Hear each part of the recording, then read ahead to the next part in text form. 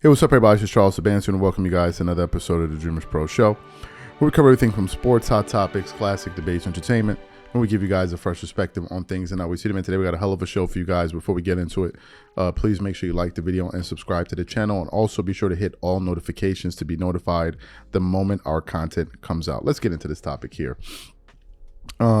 This is a topic I'm going to enjoy because this particular topic speaks to this, I don't want to say myth, but this narrative that some in the media have tried to propagate over the last 10 years or so. And I'm glad that Jeff Teague spoke about this on his podcast to former, Miami Heat and Udonis Haslem, because I think it was a very important narrative. Now, what happened? Back in 2009, Kobe was winning championships, back-to-back championships, going to the finals 3 years in a row. And what happened was Dwayne Wade, LeBron, and these guys were conspiring in the background. They literally were. That's what D-Wade said. And they were trying to figure out a way to stop Kobe from getting more championships. Because at the time, D-Wade was sitting on 1, Melo was sitting on 0, Chris Bosh was sitting on 0, LeBron was sitting on 0. So Kobe was clearly dominating these guys. And they were like, man, this guy already got the 5. And I'm sitting here on 1, and most of us out here are sitting on nothing. So they got together after Kobe won his 5th championship and said, listen, we need to form a super team. And then it began. And ultimately what we got was the leading scorer in the NBA that year, Dwayne Wade, a finals MVP, teaming up with LeBron James, who was probably the second or third, maybe probably second best player at that thing. Probably second best player in the world at the time, to join up with a 20-10 guy and Chris Bosh. So what happened? They join up, and that particular move sent shockwaves all throughout the NBA community and the sports community, to the point where Michael Jordan himself commented on it. And Michael Jordan said during, I think, a golf tournament where they asked him what he thought about that. He was like, I'm a competitive person. I don't want to join Larry Bird and these guys. I want to beat them. I'm a competitive guy. Everyone was in disgust with the Miami Heat, the fans and the players. And they went on to join that super team, and they went to 4 straight finals. And then what happened? Time went on. And later, Kevin Durant decided to take a page out of LeBron's book and do the same thing. But what happened?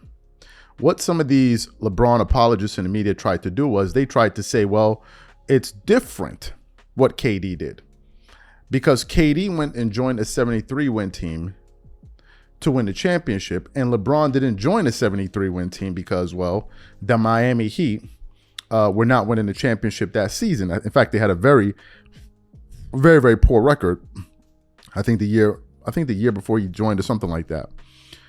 But they thought they were slick because they were basically trying to reposition that weak-ass move that LeBron pulled off. Regardless of how the teams were formed, the result was the same. It was weak in 2011, and it was weak in 2015 or 16, whenever the hell KD did it. And that was the bloody reality of this story. So yesterday on Jeff Teague's podcast, he's talking to Udonis Haslem, and he says to his face, that move that LeBron did, all of us NBA players thought that was weak as hell. And that's what everybody was saying in the NBA.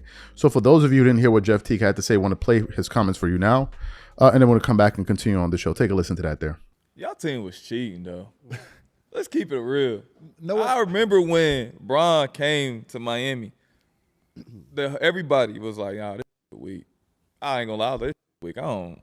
I ain't give a fuck. I was in my, 3rd year. I was like, I don't care. I just want to hoop. I'm trying to get paid. But I remember I was at Joe Johnson's house, and he was just like, why would they do this? He's like, this weak, man. Bro, he weak for that. Then when I got older and I seen KD do it, and I was like, why would he do this? Like, that's weak. But when y'all came together, that shit was crazy. And I thought you was leaving. I was hype as hell. I was going to leave. He said I was hype. I'm like, they ain't got the glue. I was. Yeah, they ain't got nobody. They ain't had no money. I know. Because of him. But you got it back. See how I get blamed for Wasn't everything? him. But you always get blamed for getting that money, and I rock with that. Yeah, you know what I'm saying? They He gave all still the get the to him. money, man. Oh yeah. He got the money, man. What I would say about that team is we all had to go through a process of nobody wanting to step on each other's toes. Yeah. Everybody wanted to make everybody feel comfortable. We had that training camp on the Army base. I think that's when that Bron went at D-Wade, D-Wade went at Bron, I went at CB. Everybody went at each other, and I think that kind of helped smooth it out. Because I really hated y'all then, though. So you heard what Jeff Teague had to say. What Jeff Teague just said was the bloody truth. It was the bloody truth. And it's one of the reasons why a lot of NBA fans do not respect LeBron James. It's one of the reasons, because we all remember it. We all remember what a weak-ass move that was. You're taking three guys in their prime. Some people are talking about the Boston Celtics. Those guys, when they joined, they were all in their 30s. They were all past 30. When LeBron and those guys joined, they were all in their 20s. LeBron was in the heart of his prime. Kevin Garnett wasn't. Paul Pierce really wasn't. These guys were all on the tail end of their primes. Ray Allen was all on the tail end of their primes. Those guys joined in the heart of their primes, especially LeBron James, and they knew they created an unfair advantage. But if you leave it up to people in the media, they'll try to make it seem like what LeBron did either wasn't a big deal, and the person we need to really be focusing on is Kevin Durant. That's what they tried to do. That's what they all do. That's what they all do. And that, again, in my personal view, should be another knock against LeBron in terms of being the GOAT or being compared to Michael Jordan, because MJ never did that. MJ never did that. He just never did. MJ never had a teammate at the level of Dwayne Wade in his prime. He never did. He never did. Go look at when Dennis Rodman joined the Bulls. He was about 35, 36 years old. By the time he was finished playing with the Bulls, he was about 38 years old in 1998. In 1998, Dennis Rodman was 37 or 38 years old. Like, what are we talking about here? So it was a weak-ass move, but the media has done a fantastic job in frying the brains of so many NBA fans because most of these guys don't even know what the hell went on. That was a weak-ass move.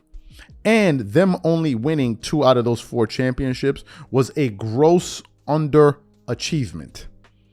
A gross underachievement. In one of those finals, they actually got blown off the floor by a record margin, meaning at no point in NBA history has a team lost a finals by a greater margin than the Miami Heat did against the San Antonio Spurs.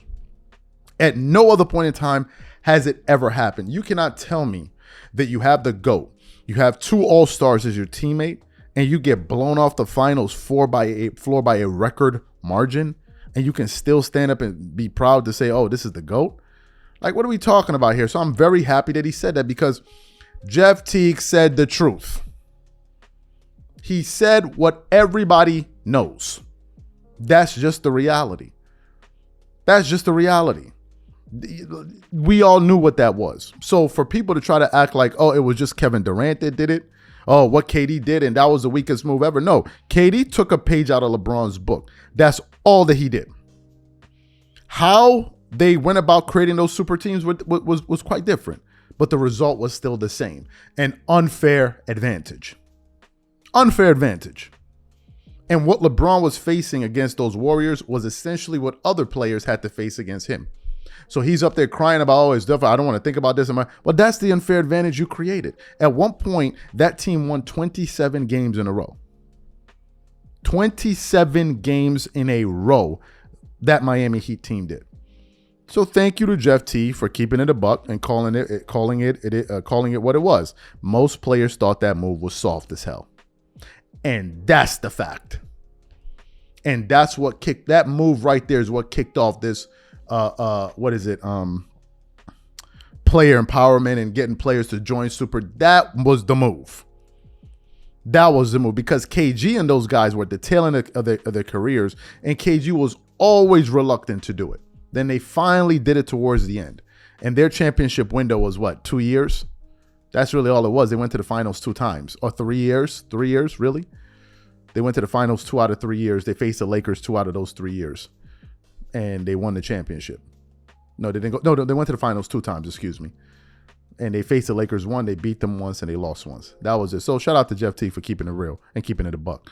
These are my thoughts. Whatever you guys think, please leave your thoughts and comments in the comment section. We catch you on the next show. Peace.